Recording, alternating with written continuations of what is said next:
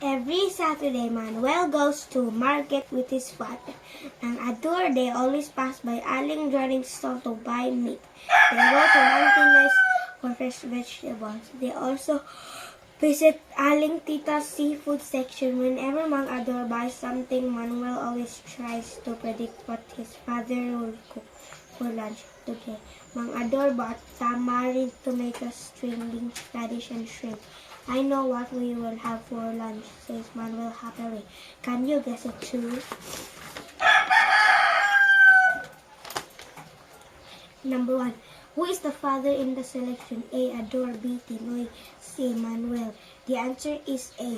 Ador. Number 2. Which stall do the father and son get their fish from? A. Mang Tinoy stall. B. Aling Tita stall. C. Aling Jonat's stall. The answer is B. Aling Tita's stall. Number 3. What section of the market do the father and son always go?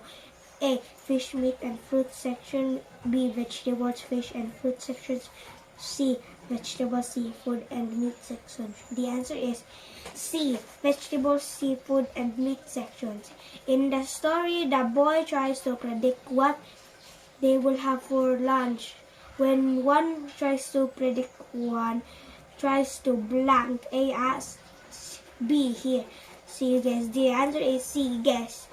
Number 5. The boy in the study shows us that a person can find out what his family will have for lunch by blank. A. Looking at what his father buys from the market. B. Asking his mother what she thinks his father will cook. B. C. Smelling the scents in the kitchen as his father cooks. The answer is A. Looking at his father buys from the market. Number C. 6.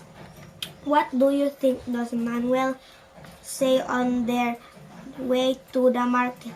A. I'm tired. B. I'm excited. C. I'm nervous. The answer is B. I'm excited.